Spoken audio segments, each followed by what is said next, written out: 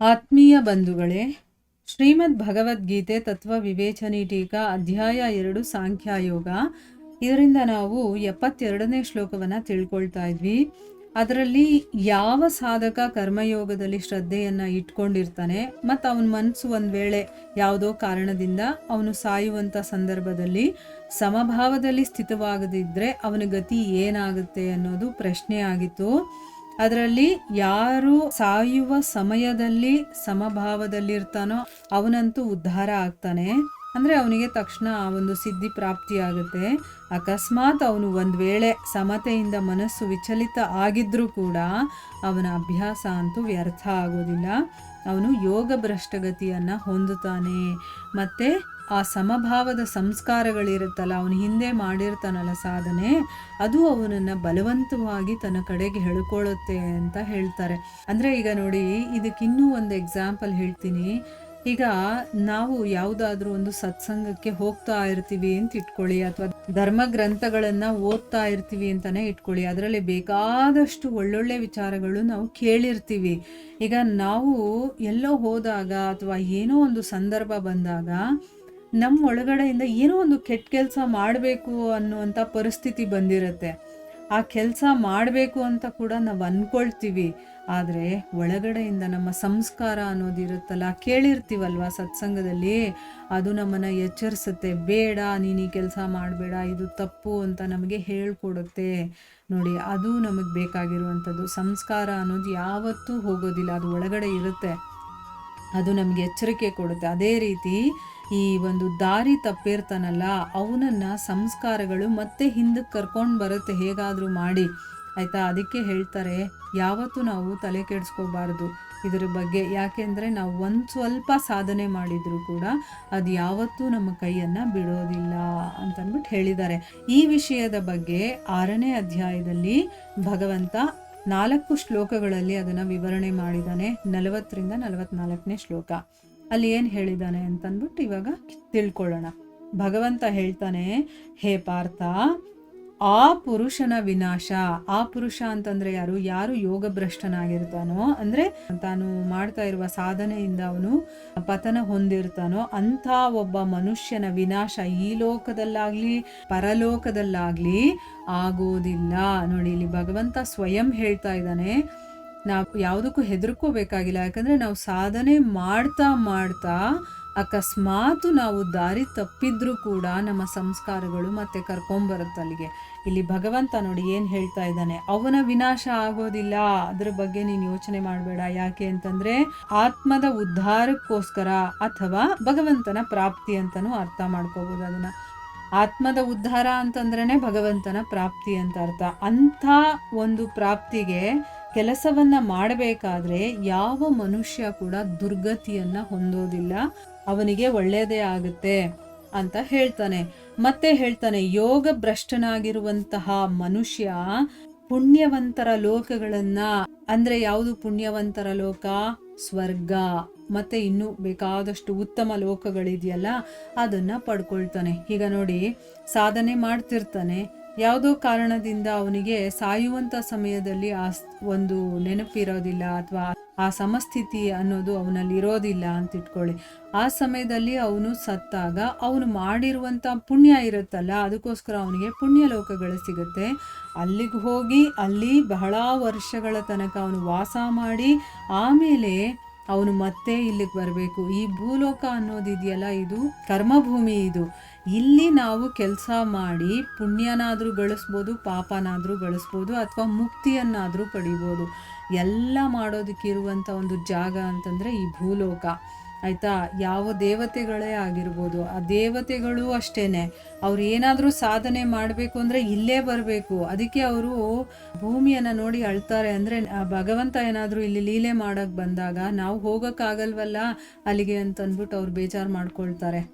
ಯಾಕಂದರೆ ಭಗವಂತ ದೇವಲೋಕದಲ್ಲಿ ಹೋಗಿ ಲೀಲೆಗಳನ್ನು ಮಾಡೋದಿಲ್ಲ, ಅವನು ಭೂಲೋಕಕ್ಕೆ ಬರೋದು, ಆಯಿತಾ. ಅದಕ್ಕೋಸ್ಕರ ಇಲ್ಲಿ ನಾವು ಏನಾದರೂ ಒಂದು ಮಾಡಬೇಕು ಸಾಧನೆ ಅಂತಂದರೆ ನಮ್ಮ ಪುಣ್ಯಗಳೆಲ್ಲ ತೀರೋವರೆಗೂ ಪುಣ್ಯಲೋಕಗಳಲ್ಲಿದ್ದು ಆಮೇಲೆ ಶುದ್ಧವಾದಂಥ ಆಚರಣೆಯನ್ನು ಮಾಡುವಂಥ ಶ್ರೀಮಂತ ಪುರುಷರ ಮನೆಯಲ್ಲಿ ಜನ್ಮವನ್ನು ತಗೊಳ್ತಾನೆ. ಇಲ್ಲಿ ಶ್ರೀಮಂತರ ಮನೆಯಲ್ಲಿ ಯಾಕೆ ಜನ್ಮ ಕೊಡ್ತಾನೆ ಭಗವಂತ ಅನ್ನೋದಕ್ಕೂ ಕೂಡ ಒಂದು ರೀಸನ್ ಇದೆ. ಏನು ಅಂತಂದರೆ, ಈಗ ಬಡವರ ಮನೆಯಲ್ಲಿ ಕಷ್ಟಗಳು ಜಾಸ್ತಿ ಇರುತ್ತೆ. ಅವ್ರಿಗೆ ಹೊಟ್ಟೆ ಬಟ್ಟೆಗೆ ಹೊಂಚ್ಕೊಳ್ಳೋದಕ್ಕೆ ಅವರಿಗೆ ಸಮಯ ಇರೋದಿಲ್ಲ. ಅವರು ಸಾಧನೆಗಳೆಲ್ಲ ಮಾಡೋದಕ್ಕೆ ಸಾಧ್ಯನೇ ಆಗೋದಿಲ್ಲ. ಅದಕ್ಕೋಸ್ಕರ ಅವನು ಸಾಧನೆ ಮಾಡೋದಕ್ಕೆ ಅನುಕೂಲ ಆಗುವಂಥ ಒಂದು ಶ್ರೀಮಂತರ ಮನೆಯಲ್ಲಿ ಅವನಿಗೆ ಜನ್ಮ ಸಿಗತ್ತೆ. ಅಥವಾ ಇನ್ನು ಒಂದೇನು ಅಂತಂದರೆ, ವೈರಾಗ್ಯನಾಗಿರುವಂತಹ ಮನುಷ್ಯ ಆ ಲೋಕಗಳಿಗೆ ಹೋಗದೆ, ಈಗ ನಾನು ಏನೋ ಒಂದು ಮನಸ್ಸಲ್ಲಿ ಆಸೆಯನ್ನು ಇಟ್ಕೊಂಡಿದ್ರೆ, ನಾನು ಪುಣ್ಯವನ್ನು ಮಾಡಿದರೆ ನಾನು ಪುಣ್ಯ ಲೋಕಗಳಿಗೆ ಹೋಗ್ತೀನಿ. ಆದರೆ ನನಗೆ ಯಾವುದರಲ್ಲೂ ಆಸಕ್ತಿ ಇರಲ್ಲ, ವೈರಾಗ್ಯ ಇರುತ್ತೆ ಅಂತ ಇಟ್ಕೊಳ್ಳಿ. ಆದರೆ ಕೊನೆ ಗಳಿಗೆಯಲ್ಲಿ ನಾನು ಆ ಒಂದು ಸಮಸ್ಥಿತಿಯಲ್ಲಿ ಇರೋದಿಲ್ಲ. ಅಂಥ ಒಬ್ಬ ಮನುಷ್ಯ ಏನು ಮಾಡ್ತಾನೆ, ಆ ಲೋಕಗಳಿಗೆ ಹೋಗದೆ ಜ್ಞಾನವಂತರಾಗಿರುವಂತಹ ಯೋಗಿಗಳ ಕುಲದಲ್ಲಿ ಹುಟ್ಟುತ್ತಾನೆ. ಈಗ ನೋಡಿ, ಯೋಗಿಗಳ ಮನೆಯಲ್ಲಿ ಹುಟ್ಟಿದ್ರೆ ಅವ್ರಿಗೆ ಸ್ಟಾರ್ಟಿಂಗ್ ಅಂದರೆ ಹುಟ್ಟದಾಗಿನಿಂದನೇ ಅವರಿಗೆ ಆ ಒಂದು ಸಂಸ್ಕಾರ ಬಂದ್ಬಿಟ್ಟಿರುತ್ತೆ. ಆ ಹುಟ್ಟದಾಗಿನಿಂದನೇ ಅವನಿಗೆ ಎಲ್ಲ ರೀತಿಯ ಸೌಲಭ್ಯಗಳು ಅವನ ಮನೇಲಿ ಸಿಗುತ್ತೆ. ಅಂದರೆ ಏನು, ಈಗ ಯೋಗಿ ಆಗಿರುವಂಥವನು ಭಗವಂತನ ಸ್ಮರಣೆಯಲ್ಲೇ ಕಾಲ ಕಳೀತಿರ್ತಾನೆ. ಆಮೇಲೆ ಆ ಒಂದು ಎಲ್ಲ ರೀತಿಯ ವಿಚಾರಗಳು ಅವನಿಗೆ ಗೊತ್ತಿರುತ್ತೆ. ಅಂಥ ಒಂದು ಕುಲದಲ್ಲಿ ಹುಟ್ಟುಬಿಟ್ಟ ಅಂತಂದರೆ ಅವನು ಚಿಕ್ಕ ಮಗುವಿನಿಂದಾನೇ ಆ ಭಗವಂತನ ಸ್ಮರಣೆಯಲ್ಲಿ ಕಾಲವನ್ನು ಕಳಿಬೋದು. ಈ ರೀತಿಯಾದಂತಹ ಜನ್ಮಗಳಿದೆಯಲ್ಲ, ಇದು ನಿಜವಾಗಲೂ ಕೂಡ ಸಿಗೋದು ದುರ್ಲಭ. ಅಂದರೆ ಎಲ್ಲರಿಗೂ ಸಾಮಾನ್ಯವಾಗಿ ಸಿಗುವಂಥದ್ದಲ್ಲ. ನೋಡಿ, ಈ ಥರ ಸಾಧನೆಗಳನ್ನು ಮಾಡಿ ಯಾವುದೋ ಕಾರಣದಿಂದ ಅವರು ತಪ್ಪಿರ್ತಾರಲ್ಲ, ಅಂಥವ್ರಿಗೆ ಸಿಗುವಂಥದ್ದು. ಅಲ್ಲಿ ಆ ಹಿಂದಿನ ಶರೀರದಲ್ಲಿ ಏನು ಸಂಗ್ರಹಣೆ ಆಗಿರುತ್ತೋ ಬುದ್ಧಿ ಸಂಯೋಗ, ಅಂದರೆ ಸಮಬುದ್ಧಿ ರೂಪವಾದಂಥ ಯೋಗದ ಸಂಸ್ಕಾರಗಳಿರುತ್ತಲ್ಲ, ಅದು ಅನಾಯಾಸವಾಗಿಯೇ ಅವನು ಪಡೀತಾನೆ. ಅಂದರೆ ಅವನು ಅಲ್ಲಿ ಕಷ್ಟಪಡಬೇಕಾಗಿಲ್ಲ, ಅದು ತಂತಾನಾಗಿ ಅವನಿಗೆ ಬಂದ್ಬಿಡತ್ತೆ. ಮತ್ತೆ ಹೇಳ್ತಾನೆ ಭಗವಂತ, ಹೇ ಕುರುನಂದನ, ಅದರ ಪ್ರಭಾವದಿಂದ ಅವನು ಮತ್ತೆ ಪರಮಾತ್ಮನ ಪ್ರಾಪ್ತಿ ರೂಪವಾದಂತಹ ಸಿದ್ಧಿಗೆ ಅವನು ಮೊದಲಿಗಿಂತಲೂ ಕೂಡ ಹೆಚ್ಚಿನ ಒಂದು ಪ್ರಯತ್ನವನ್ನು ಮಾಡ್ತಾನೆ. ಈಗ ಸ್ಟಾರ್ಟಿಂಗಿಂದ ಮಾಡಬೇಕು ಅಂತಂದರೆ ಕಷ್ಟ. ಆಲ್ರೆಡಿ ಅದರಲ್ಲಿ ಸ್ವಲ್ಪ ವಿಚಾರ ಗೊತ್ತಿದ್ದರೆ ಬೇಗ ಮುಂದಕ್ಕೆ ಹೋಗ್ಬೋದಲ್ವಾ. ಈಗ ಅವನಿಗೆ ಒಳಗಡೆ ಸಂಸ್ಕಾರ ಇರುತ್ತೆ, ಆಲ್ರೆಡಿ ಅವನು ಮುಂಚೆಯಿಂದ ಮಾಡಿರ್ತಾನಲ್ವಾ. ಸೊ ಅದು ಸ್ವಲ್ಪ ಸಿಕ್ಕಿದ ತಕ್ಷಣ ಅವನಿಗೆ ಅದನ್ನು ಗ್ರಾಸ್ಪ್ ಮಾಡ್ಕೊಳ್ಳೋದಕ್ಕೆ, ಅಂದರೆ ಅದನ್ನು ಗ್ರಹಿಸ್ಕೊಳ್ಳೋದಕ್ಕೆ ಅವನಿಗೆ ಬೇಗ ಆಗುತ್ತೆ. ಆಗ ಬೇಗ ಬೇಗ ಅವನು ತಿಳ್ಕೊಂಡು ಹೋಗ್ತಾನೆ. ಈಗ ನಾವೇ ನೋಡಿರ್ತೀವಿ, ಒಂದೊಂದು ಮಗು ಎಷ್ಟು ಚೆನ್ನಾಗಿ ಶ್ಲೋಕಗಳನ್ನು ಹೇಳ್ತಾ ಇರುತ್ತೆ, ಭಗವದ್ಗೀತೆಯಲ್ಲಿರುವ ತತ್ವಗಳನ್ನು ಕೂಡ ಹೇಳುತ್ತದು ಅಲ್ವಾ. ಹೆಂಗೆ ಬರುತ್ತೆ ಇಷ್ಟು ಚಿಕ್ಕ ವಯಸ್ಸಿಗೆ ಅಂತಂದರೆ, ಅದು ಹಿಂದಿನ ಸಂಸ್ಕಾರದಿಂದ ಈ ಒಂದು ಜನ್ಮದಲ್ಲಿ ಅದು ಮುಂದುವರಿಯುತ್ತೆ ಅವನಿಗೆ, ಆಯಿತಾ. ಅದಕ್ಕೋಸ್ಕರನೇ ಅವರಿಗೆ ಬರುವಂಥದ್ದು. ಇನ್ನು ಮುಂದುವರೆದು ಇಲ್ಲಿ ಹೇಳ್ತಾನೆ, ಆ ಶ್ರೀಮಂತರ ಮನೆಯಲ್ಲಿ ಹುಟ್ಟುತ್ತಾನಲ್ಲ ಯೋಗ ಭ್ರಷ್ಟನಾಗಿರುವಂಥವನು, ಅವನು ಪರಾಧೀನನಾಗಿದ್ದರೂ ಕೂಡ ಆ ಮೊದಲಿನ ಅಭ್ಯಾಸದಿಂದ ನಿಸ್ಸಂದೇಹವಾಗಿ ಆ ಭಗವಂತನ ಕಡೆಗೆ ಅವನು ಆಕರ್ಷಿಸಲ್ಪಡ್ತಾನೆ. ಆಮೇಲೆ ಸಮಬುದ್ಧಿ ರೂಪವಾದಂತಹ ಯೋಗದ ಜಿಜ್ಞಾಸು ಕೂಡ ವೇದಗಳಲ್ಲಿ ಹೇಳಿರುವಂತಹ ಸಕಾಮ ಕರ್ಮಗಳ ಫಲವನ್ನು ದಾಟಿ ಹೋಗ್ತಾನೆ. ಅಂದರೆ ಈಗ ಶ್ರೀಮಂತರ ಮನೆಯಲ್ಲಿ ಹುಟ್ಟಿರುವಂಥವರು, ಅವರಿಗೆ ಯಾವುದರಲ್ಲೂ ಕೊರತೆ ಇರೋದಿಲ್ಲ. ಅವನು ಹೇಗಾದರೂ ಮಾಡಿ ತನ್ನ ಸಂಸ್ಕಾರ ಆ ಕಡೆಗೆ ಹೇಳ್ಕೊಂಡು ಹೋಗುತ್ತೆ. ಯಾರೋ ಮುಖಾಂತರ ಯಾರೋ ಬಂದು ಹೇಳ್ತಾರೆ, ನಮಗೇನು ಯಾವಾಗಲೂ ಇದು ಓಡಾಡೋದು, ಕುಣಿಯೋದು, ಕುಪ್ಪಳಿಸೋದು ಇದರಲ್ಲೇ ಇರ್ತೀಯಲ್ಲ, ಬಾ ದೇವಸ್ಥಾನಕ್ಕೆ ಹೋಗೋಣ ಅಂತನೋ ಅಥವಾ ಸತ್ಸಂಗಕ್ಕೆ ಹೋಗೋಣ ಅಂತನೋ, ಯಾರ ಮುಖಾಂತರನೋ ಅಲ್ಲಿಗೆ ಹೋಗೋ ಥರ ಆಗುತ್ತೆ. ಅಲ್ಲಿಂದ ಅವನು ತನ್ನ ಸಾಧನೆಯನ್ನು ಮುಂದುವರಿಸ್ಕೊಂಡು ಹೋಗ್ತಾನೆ. ಆಗ ಅವನು ನನಗೆ ಸಕಾಮ ಕರ್ಮ ಅಂತಂದರೆ ನನ್ನ ಇಚ್ಛೆಗಳು ಪೂರೈಸ್ಕೋಬೇಕು ಅಂತ ಏನೇನು ಕೆಲಸಗಳನ್ನು ಮಾಡ್ತಾ ಇರ್ತಾನೋ ಅದೆಲ್ಲ ಹೋಗ್ಬಿಡತ್ತೆ. ಅದರ ಫಲವನ್ನು ಕೂಡ ದಾಟಿ ಹೋಗ್ತಾನೆ ಅವನು. ಈಗ ನಾವು ಏನೋ ಒಂದು ಇಚ್ಛೆಯನ್ನು ಮಾಡಿಕೊಂಡಾಗಲೇ ನಮಗೆ ಪುಣ್ಯ ಪಾಪ ಅನ್ನೋದೆಲ್ಲ ಬರೋದು. ಈಗ ಪುಣ್ಯ ಸಿಕ್ಕಿದ ಮೇಲೆ ಅದನ್ನು ಯಾರಿಗೂ ಕೊಡೋದಕ್ಕಾಗೋದಿಲ್ಲ. ಅದನ್ನು ಅನುಭವಿಸ್ಬೇಕಾದ್ರೆ ನಾನು ಪುಣ್ಯಲೋಕಗಳಿಗೆ ಹೋಗಲೇಬೇಕು. ಅದಕ್ಕೆ ನೋಡಿ, ಪುಣ್ಯ ಮಾಡೋದೂ ತಪ್ಪು, ಪಾಪ ಮಾಡೋದೂ ತಪ್ಪು. ಹಾಗಾದರೆ ನಾವು ಏನು ಮಾಡಬೇಕು ಅಂತಂದರೆ, ಏನೂ ಮಾಡಬಾರ್ದು, ಎಲ್ಲವನ್ನ ಭಗವಂತನಿಗೆ ಸಮರ್ಪಣೆ ಮಾಡಿ ನಾವು ಅವನ ಸೇವೆ ಮಾಡಬೇಕಷ್ಟೇ. ನಾವು ಏನೇ ಕೆಲಸ ಮಾಡಿದ್ರು ಇದರಿಂದ ಪುಣ್ಯ ಬರಲಿ, ಇದರಿಂದ ಪಾಪ ಬರಲಿ ಅನ್ನಬಾರ್ದು. ಯಾಕೆ ಅಂದರೆ ಅದನ್ನು ಅನುಭವಿಸೋದಕ್ಕೆ ಮತ್ತೆ ನಾವು ಹುಟ್ಟು ಬರಬೇಕಾಗತ್ತೆ.